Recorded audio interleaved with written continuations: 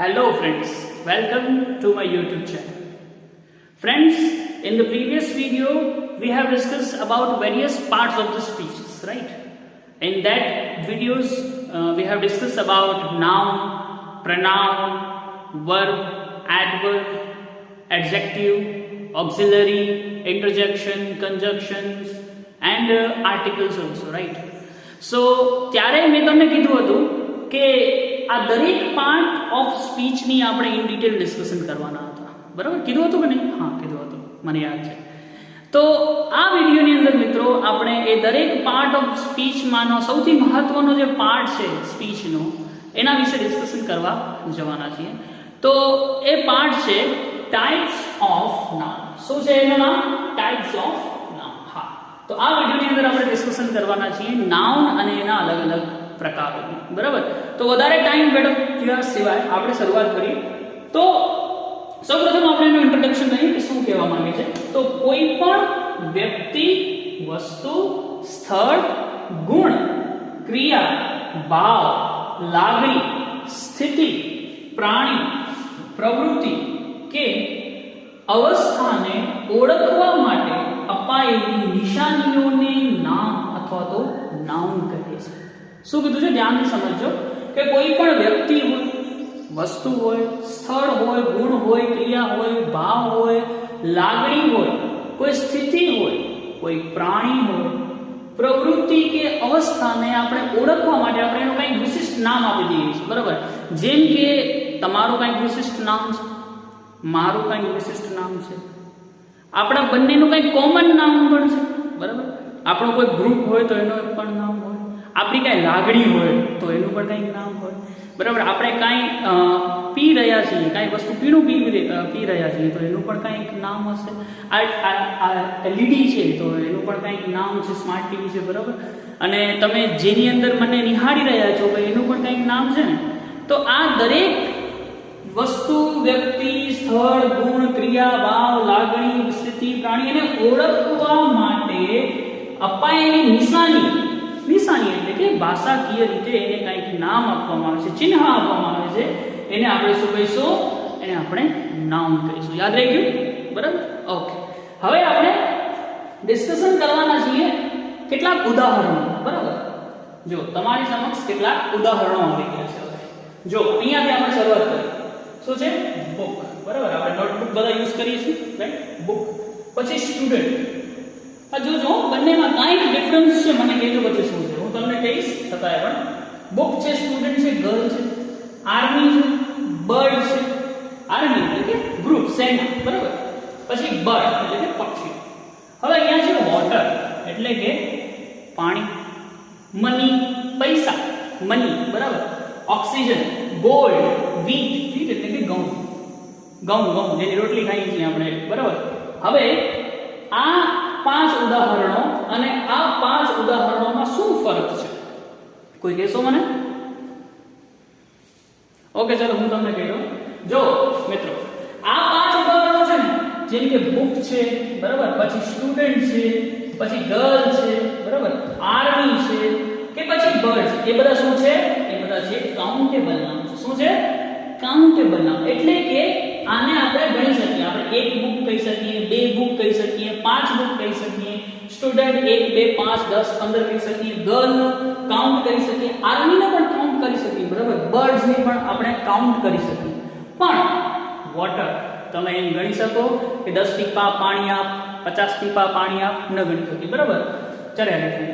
પછી મની. હા, આ એક એવો નાઉન છે જે એક્સેપ્શનલ અનકાઉન્ટેબલ નાઉન છે. જો અહીંયા તમને આવી ગયો છે ઉપર. એક્સેપ્શનલ શું છે? અનકાઉન્ટેબલ નાઉન છે. પછી ઓક્સિજન છે, બરાબર? ગોલ્ડ છે, વીટ છે. આ બધા એવા નાઉન છે જેને આપણે અનકાઉન્ટેબલ નાઉન તરીકે ઓળખીએ.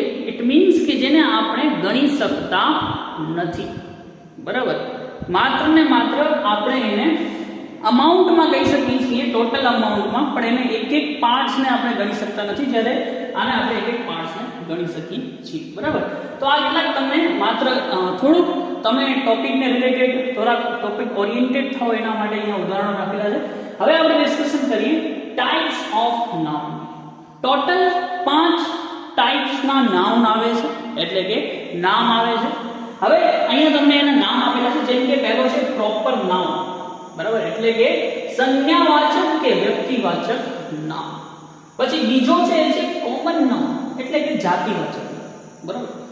ત્રીજો છે એ છે કલેક્ટિવ નાઉન. કલેક્ટિવ નાઉન એટલે કે સમૂહવાચક, એટલે કે સમૂહમાં કોઈ આપણે વસ્તુ, વ્યક્તિ કે જગ્યાનો આપણે જ્યારે નિર્દેશ કરીએ છીએ ત્યારે આપણે જે શબ્દનો ઉપયોગ કરીએ છીએ એ જે શબ્દ છે એ નામ છે એને આપણે કલેક્ટિવ નાઉન કહીશું, અથવા તો સમૂહવાચક નામ કહીશું.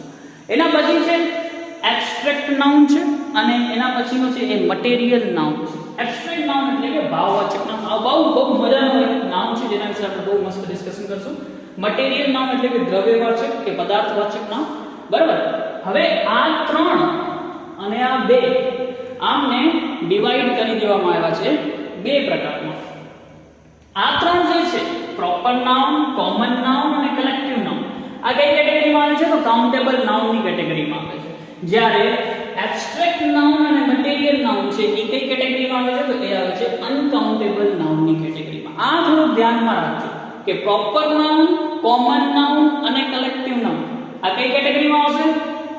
કાઉન્ટેબલ નાઉનની કેટેગરીમાં આવશે. જ્યારે એબ્સ્ટ્રેક્ટ નાઉન અને મટીરિયલ નાઉન આ 2 નાઉન છે એ કઈ કેટેગરીમાં આવશે?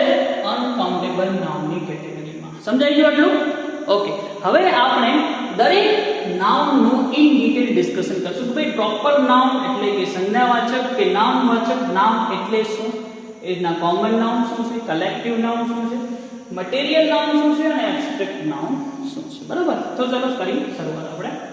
તો સૌપ્રથમ આપણે ડિસ્કશન કરશું પ્રોપર નાઉન, બરાબર.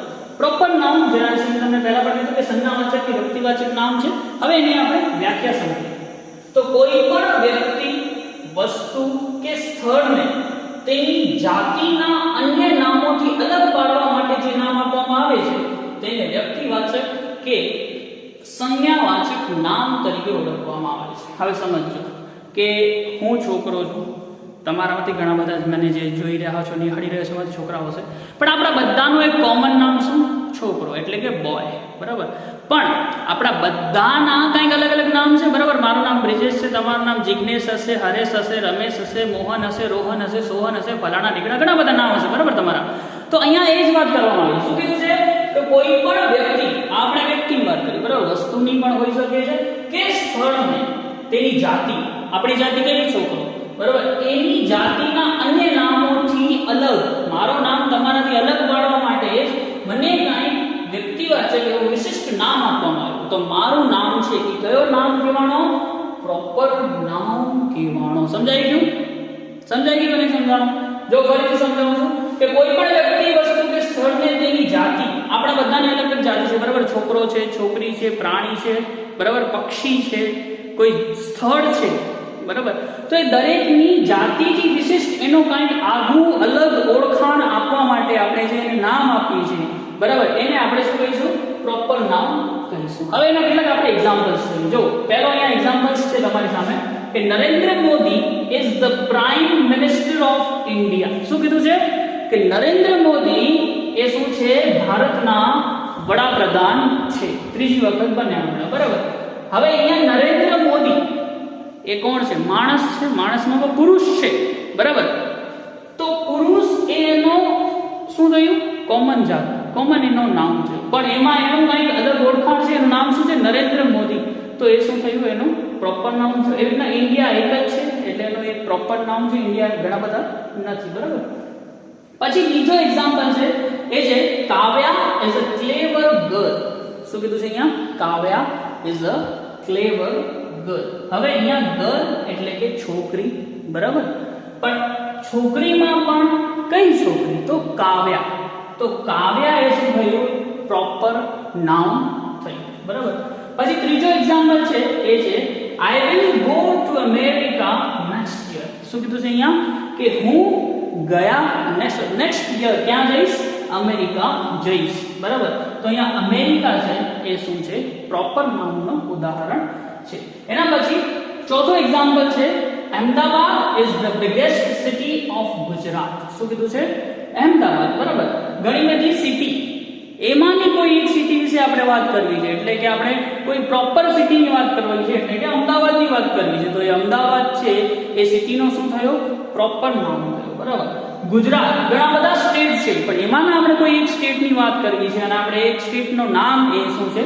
ગુજરાત. તો ગુજરાત પણ શું થયું? પ્રોપર નામ થયું. તો આવી રીતના કોઈ પણ વ્યક્તિ, વસ્તુ કે જગ્યાનો કોઈ વિશિષ્ટ એની ઓળખાણ માટે જે નામ આપવામાં આવ્યું છે એને આપણે શું કહીશું? પ્રોપર નાઉન કહીશું. આશા છે કે તમને આ પ્રોપર નાઉન વિશે સમજાઈ ગયું હશે.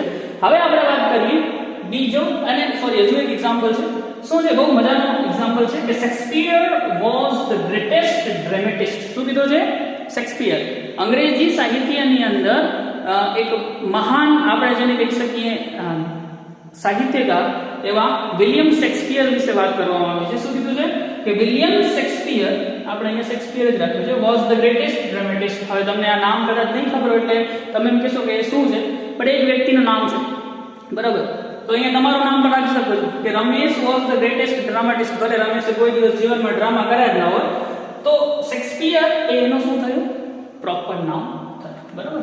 હવે આપણે વાત કરીએ બીજા મહત્વના નાઉનની. એના પહેલા હવે આપણે થોડોક અલગ રીતે શીખશું કે પહેલા આપણે ડેફિનેશન જોઈને પછી ઉદાહરણ નહીં. હવે હું તમારી સમક્ષ કેટલાક ઉદાહરણ રાખીશ અહીંયા. તમને એનામાંથી તારવવાનું કે અહીંયા કયા પ્રકારના નાઉનની વાત કરવામાં આવી છે. બરાબર. જોઈએ. ચાલો. પહેલો એક્ઝામ્પલ છે કે પુનીત rides his bicycle in the park. શું કીધું છે? પુનીત રાઇડ્સ એટલે કે ચલાવી રહ્યો છે. શું ચલાવી રહ્યો છે? પોતાની બાઇસિકલ ઇન ધ પાર્ક. હવે તમે મિત્રો જેની નીચે અંડરલાઈન કરવામાં આવી છે ને એના પર ખાસ ધ્યાન આપજો, અને પછી તમે એમાં કયા પ્રકારનું નામ છે એ મને કોમેન્ટ સેક્શનમાં કહેજો. બરાબર. પછી બીજો છે the Ganga is the longest river of India. શું કીધું છે? The Ganga is the longest river of India. હવે આ ઓફ ઇન્ડિયા નીચે અંડરલાઈન છે ને ભૂલથી દેખી છે, આપણે રિવર શું ધ્યાનમાં લેવાનું છે. બરાબર. longest river of India. એના પછી Rabindranath Tagore was the greatest poet of India. શું કીધું છે? રવિન્દ્રનાથ ટેગોર કોણ હતા? તો બંગાળના બહુ જ આપણા ભારતના અને બંગાળની અંદર જન્મેલા બહુ જ મહાન એક પોએટ હતા, એટલે કવિ હતા. તો પોએટ હતા કેમ? Greatest poet of India. એના પછીનું ઉદાહરણ છે કે Raman is a clever boy. યાદ હિન્ટ આપી છે તમને. The dog is a faithful animal.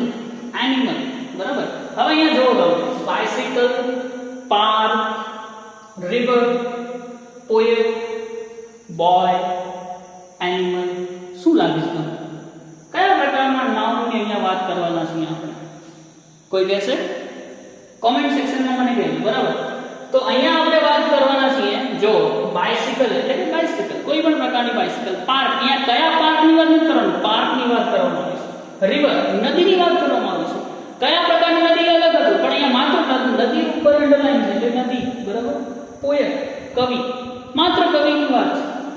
બોયની વાત છે. જો રમન ઉપર નથી, બોય ઉપર છે અંડરલાઈન. ડોગ ઉપર નથી અંડરલાઈન, કેના ઉપર અંડરલાઈન છે? એનિમલ ઉપર અંડરલાઈન છે. તો મિત્રો આ ઉદાહરણો ઉપરથી આપણે એ સમજાય છે કે અહીંયા આપણે વાત કરવાના છીએ કોમન નાઉન. કેની વાત કરવાના છીએ? Common noun. કોમન નાઉન એટલે કે જાતિવાચક નામ. બરાબર.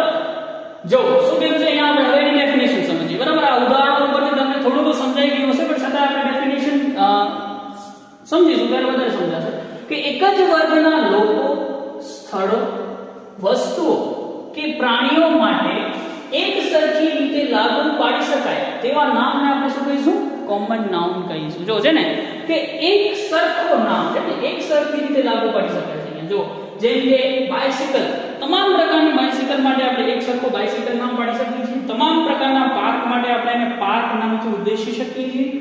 રિવર, તમામ પ્રકારની નદીઓને આપણે નદીઓ જ કહીશું. બરાબર. કોઈને આપણે ઝરણો તો કહીશું. એવી રીતના પોએટ, તમામને કવિ જ કહીશું આપણે, કોઈને લેખક તો એમ કહીશું. પછી બોય છે તો તમે કોઈની ગર્લ કહી શકો? ન કહી શકો. બરાબર. તમે એમ કહો કે Raman is a clever girl, તો રમન બિચારાને માઠું લાગી જશે. પછી dog is a faithful animal. જો આપણે એનું પક્ષી, એનો જાતિવાચક નામ છે પક્ષી ભાઈ. જો તમે એને સોરી એનિમલ છે, એનું એનિમલ એ છે જાતિવાચક નામ છે. જો તમે એને એનિમલની જગ્યાએ બર્ડ કહેશો તો તમારી પાસે બસશે. હા. ઓકે. તો આ થયું કોમન નાઉન. આશા રાખું છું કે તમને સમજાઈ ગયું હશે. હવે આપણે વાત કરીએ ત્રીજા મહત્વના નામના પ્રકારની. તો એનું પણ આપણે પહેલા ઉદાહરણ દ્વારા સમજીશું. બરાબર, જો તમારી સમક્ષ ઉદાહરણ રાખેલું છે. હવે અહીંયા વજન લેજો અંડરલાઈન વાળા વર્ડ્સ ઉપર, એમ્ફસાઇઝ કરજો એના ઉપર કે શું કહેવા માંગે છે, એ કયા પ્રકારનું નામ હોઈ શકે. There is a group of students standing near the gate. શું કીધું છે? There is a group of students standing near the gate. ત્યાં એક ગ્રુપ છે સ્ટુડન્ટ્સ નો, એટલે કે એક જૂથ છે સ્ટુડન્ટ્સ નો. ક્યાં ઊભો છે? તો ગેટ ની નજીક ઊભો છે. બરાબર. પછી બીજો એક્ઝામ્પલ છે a crowd of people gathered at the spot. Spot એટલે કોઈ જગ્યા ઉપર કોણ ભેગા થાય છે? ક્રાઉડ એટલે કે આપણે જેને કહીએ કે જનસંખ્યા, પબ્લિક. ઘણા બધા લોકો એક જગ્યાએ કોઈ જગ્યા ઉપર ભેગા થયા છે, ક્રાઉડ. બરાબર, પબ્લિક જેને આપણે કહીએ. પછી ત્રીજો એક્ઝામ્પલ છે he gave me a bunch of grapes. branch એટલે કે ઝુમખું, grapes એટલે કે દ્રાક્ષ. બરાબર, તેણે મને શું આપ્યો? ઝુમખું આપ્યો. શેનો ઝુમખો આપ્યો? ગ્રેપ્સ નો ઝુમખો આપ્યો. બરાબર. એના પછી ચોથો છે a herd of cattle is grazing there. herd એટલે કે ઝુંડ. બરાબર, herd of cattle એટલે કે પશુઓ. બરાબર, કોઈ ગાય કે ભેંસના herd એટલે કે ઝુંડ છે એ શું કરી રહી છે? grazing એટલે કે ઘાસ ખાઈ રહી છે. ક્યાં ખાઈ રહી છે? there એટલે કે ત્યાં. હવે જો અહીંયા ગ્રુપની વાત છે એટલે કે કોઈ એક જૂથની વાત છે. અહીંયા ક્રાઉડ એટલે કે વ્યક્તિઓના સમૂહની વાત છે. અહીંયા બંચ એટલે કે શું? બંચ એટલે કે શું? ઝુમખો. બરાબર, દ્રાક્ષનો ઝુમખો આપે ને મમ્મી ખાવા માટે. પછી હર્ડ એટલે કે ઝુંડ. બરાબર, કેનો? તો કેટલ. તો અહીંયા આપણે લાગે છે કે અલગ અલગ પ્રકારના સમૂહની વાત કરવાની છે. બરાબર, તો આ ઉદાહરણો ઉપરથી ખ્યાલ આવે છે કે હવેનો જે આજે ઉદાહરણો છે એ કયા પ્રકારના નાઉનના છે? તો કલેક્ટિવ નાઉનના ઉદાહરણો છે. હવે આપણે એની ડેફિનેશન કરીએ તો કલેક્ટિવ નાઉન એટલે કે સમૂહવાચક નાઉન એટલે શું? તો કોઈ પણ વ્યક્તિ કે વસ્તુના સમૂહનો ઉલ્લેખ કરવા માટે વપરાતા નામને જૂથવાચક કે સમૂહવાચક નામ કહે છે. બરાબર, કોઈ પણ શું કીધું? વ્યક્તિ કે વસ્તુના સમૂહ એટલે કે ગ્રુપ. બરાબર, કોઈ જો અહીંયા છે જેમ કે ગ્રુપ ઓફ સ્ટુડન્ટ છે. બરાબર, ક્રાઉડ ઓફ પીપલ છે. તો એ ગ્રુપ સમૂહનો આપણે નિર્દેશ કરીએ છીએ. એના માટે આપણે જ્યારે એનો નિર્દેશ ઉલ્લેખ કરવો હોય ત્યારે આપણે કેવા પ્રકારના નાઉનનો યુઝ કરીએ છીએ? તો કલેક્ટિવ નાઉનનો યુઝ કરીએ છીએ. કેટલાક ઉદાહરણો અહીંયા પણ છે. જો જેમ કે ક્રાઉડ છે, અહીંયા આપેલું છે મોબ, પબ્લિક. બરાબર, ટીમ એટલે કે કોઈ આપણી ટીમ, જેમ કે ટીમ ઇન્ડિયા. ફ્લોક છે એના આર્મી. ફ્લીટ એટલે કે કાફલો. બરાબર, જ્યુરી એટલે કે પંચ. બરાબર, પછી ફેમિલી છે. પાર્લામેન્ટ એટલે કે સંસદ ભવન, આખું ગ્રુપ છે ને સંસદ ભવન. બરાબર, બંચ એટલે કે મેં તમને કીધું ઝુમખું. બરાબર, કમિટી હોય, ગ્રુપ, સમિતિ, મંડળ હોય. Herd, group, bundle etcetera. તો આ બધા ઘણા બધા ઉદાહરણો છે અને આવા અનેક ઉદાહરણો છે કયા પ્રકારના નામના? તો કલેક્ટિવ નામના. આશા રાખું છું કે તમને આ પણ નામ સરસ રીતે સમજાઈ ગયું હશે. હવે આપણે વાત કરીએ ચોથા મહત્વના નામની, અને એના પણ અહીંયા તમારી સમક્ષ ઉદાહરણ રજૂ થઈ ગયા છે. બરાબર, સમજો. પહેલા ઉદાહરણ પર ધ્યાન દેજો, પછી તમે એના ઉપરથી તારવજો અને મને કોમેન્ટ સેક્શનમાં કહેજો કે આ કયા પ્રકારનો નામ છે. બરાબર, જો અહીંયા આપણું ઉદાહરણ શું છે? How much petrol is there in a tank. Petrol શબ્દ યાદ રાખો. બરાબર, પ્રશ્ન છે. શું કીધું છે કે how much petrol is there in a tank. ટાંકીમાં કેટલો પેટ્રોલ છે? પછી છે ગોલ્ડ ઇઝ અ પ્રીસિયસ મેટલ. સોનું છે એ બહુ જ કિંમતી ધાતુ છે. પછી છે add some sugar in my tea. અહીંયા ગોલ્ડ, અહીંયા પેટ્રોલ, અહીંયા સુગર. થોડોક સુગર મારી ચામાં, ટીમાં ઉમેર. Sugar and tea both. બરાબર, બંને ઉપર અંડરલાઈન છે. પછી છે I do not have enough money. શું કીધું છે કે મારી પાસે પૂરતા પૈસા નથી. Money. The cow gives us milk. ગાય છે આપણે શું આપે છે? દૂધ આપે છે, મિલ્ક. પછી છે ઘી ઇઝ મેડ ફ્રોમ બટર. શું કીધું છે? ઘી એ કેનો બનેલો છે? બટર. તો હવે અહીંયા શબ્દો જોવો તમે. શું છે? પેટ્રોલ છે, ગોલ્ડ છે, સુગર છે, ટી છે. બરાબર, પછી છે મની છે, મિલ્ક છે, ઘી છે. પછી શું લાગે છે આ કયા પ્રકારનું નામ હોઈ શકે છે? જણાવો. ચલો ફટાફટ. ઓકે, ચાલો હું તમને કહી દઉં. આ છે મટીરિયલ નામ. બરાબર, હવે આપણે એની ડેફિનેશન કરીએ તો મટીરિયલ નાઉન એટલે કે દ્રવ્યવાચક નામ જે વસ્તુને ગણી ન શકાય પરંતુ તેનું વજન અને માપ કરી શકાય તેવા પદાર્થ કે દ્રવ્યને આપણે શું કહીશું? દ્રવ્યવાચક નામ કહેવાય છે. જો મેં તમને એનાથી પહેલા જ્યારે આપણે અલગ અલગ પ્રકારના ટાઇપ્સની આખી આપણે સ્લાઇડ જોઈ હતી, બરાબર? તેની અંદર હતું કે પ્રોપર નાઉન, કોમન નાઉન અને કલેક્ટિવ નાઉન જે કઈ કેટેગરીમાં આવતા હતા? કાઉન્ટેબલ નાઉનની કેટેગરીમાં આવતા હતા. પછી હતા મટીરિયલ અને એબ્સ્ટ્રેક્ટ નાઉન, એ કઈ કેટેગરીમાં આવતા હતા? અનકાઉન્ટેબલ નાઉનની કેટેગરીમાં. તો આ બધા જો પેટ્રોલને તમે ગણી શકો કે 10 ટીપા પેટ્રોલ, 50 ટીપા ના, બરાબર? ગોલ્ડને ગણી ન શકો, બરાબર?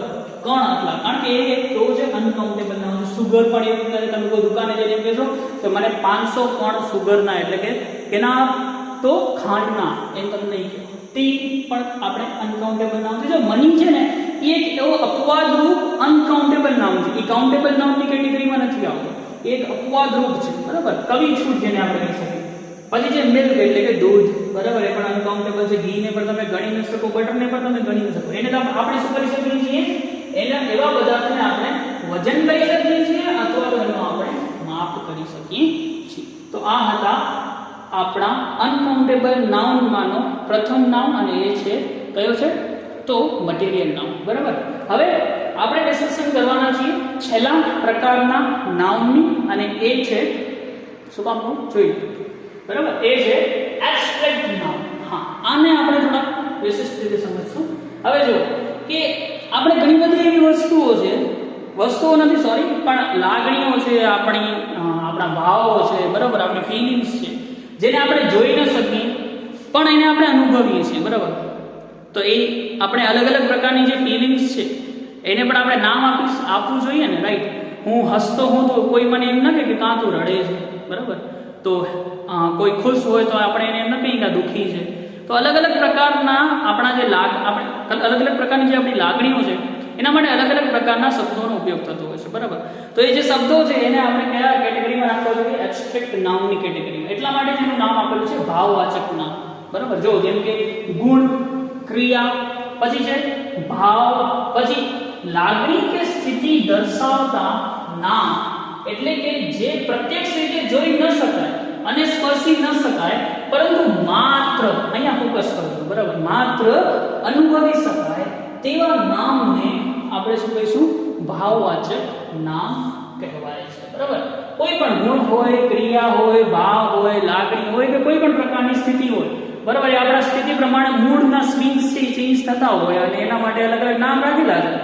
તો એવા નામને આપણે શું કહીશું? એ જો અહીંયા ક્લિયર કર્યું છે કે આપણે એને જોઈ કે સ્પર્શી નથી શકતા, માત્ર આપણે એને શું કરી શકીએ છીએ? અનુભવી શકીએ. જો એની 3 કેટેગરી પણ છે. પાછી કેટલાક ક્વોલિટી વાળા, ગુણવાળા નામ કયા છે? તો ગુડનેસ, બરાબર? ગુડ એક ક્રિયા છે, સારો, તો ગુડનેસ, બરાબર?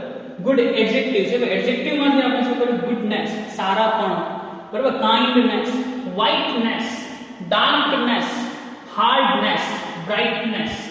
પછી છે ઓનેસ્ટલી, વિઝડમ. જો ઓનેસ્ટલી આમ તો એડવર્બમાં પણ આવે, પણ અહીંયા ઓનેસ્ટલી એટલે કે આપણે અહીંયા એક પ્રકારનું શું છે? નાઉન છે, બરાબર?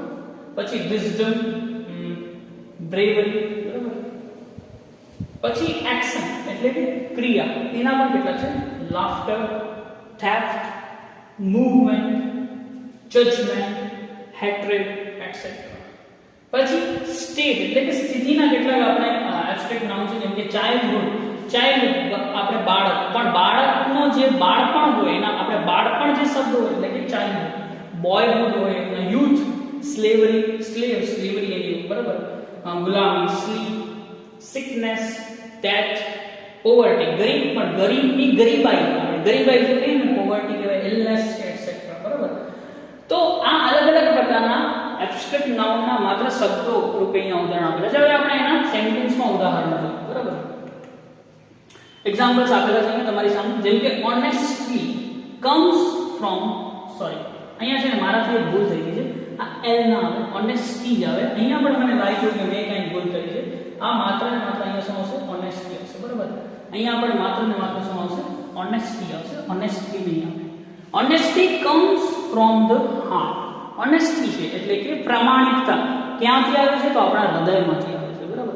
પછી ડાર્કનેસ, prevails everywhere. હવે અહીંયા શું કીધું છે કે ડાર્કનેસ એટલે કે આપણે જેને કહીએ કે અંધારું શું થયું છે prevails એટલે કે ફેલાઈ ગયું છે ક્યાં બને તો everywhere બરાબર. તો આપણે અહીંયા ડાર્કનેસ અહીંયા શું છે એબ્સ્ટ્રેક્ટ નાઉન છે આપણે એને જોઈ નથી શકતા પણ અનુભવી શકીએ છીએ બરાબર. એ રીતે ઓનેસ્ટી છે એ પણ તમે જોઈ નથી શકતા પણ એને તમે કોઈ સામેવાળા વ્યક્તિના વર્તનમાં શું કરી શકો છો અનુભવી શકો છો. પછી we all should fight against poverty. આપણે બધાએ એના સામે લડવું જોઈએ તો poverty એટલે કે ગરીબાઈની સામે લડવું જોઈએ. ગરીબીની સામે નથી લડવાનું, ગરીબ નથી ખતમ કરી દેવાનું, પણ ગરીબોની જે પરિસ્થિતિ છે ગરીબાઈ એના સામે લડવાનું છે ને એમને ગરીબીની જે એમની દુર્દશા છે એમાંથી આપણે એને બહાર લાવવાનું છે બરાબર. તો ગરીબીને આપણે જોઈ નથી શકતા પણ અનુભવી શકીએ છીએ વ્યક્તિના વર્તન એના જીવન ઉપરથી.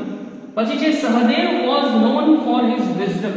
સહદેવ છે એ શેના માટે જાણીતો છે એના વિઝડમ એટલે બુદ્ધિ ચાતુર્ય માટે, ઇન્ટેલિજન્સી માટે બરાબર. Without health there is no happiness. બહુ જ સરસ મજાનો અહીંયા એક લાસ્ટ એક્ઝામ્પલ છે કે હેલ્થ એટલે કે સ્વાસ્થ્ય બરાબર. આપણું જે સ્વાસ્થ્ય છે એને પણ આપણે અનુભવી શકીએ છીએ, સ્પર્શ કે જોઈ નથી શકતા. તો હેલ્થ વગર આપણે પાસે કોઈ પણ પ્રકારની હેપીનેસ એટલે કે ખુશી હોઈ શકે નહીં. તો આ એક્ઝામ્પલ હતા કયા પ્રકારના નાઉનના? એબ્સ્ટ્રેક્ટ નાઉનના બરાબર.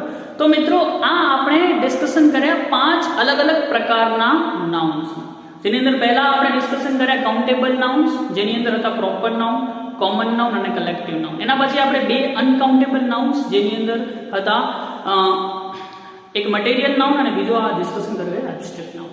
આશા કરું છું કે તમને આ જે 5 પ્રકારના જે ટાઈપ્સ છે નાઉન્સના એ સમજાઈ ગયા હશે. જો તમને ચેનલ ઉપર આ કન્ટેન્ટ તમને યુઝફુલ લાગતું હોય તો તમે કોમેન્ટ સેક્શનની અંદર કહી શકો છો અને મારા ચેનલને લાઇક્સ એન્ડ સબસ્ક્રાઇબ કરજો. Thank you.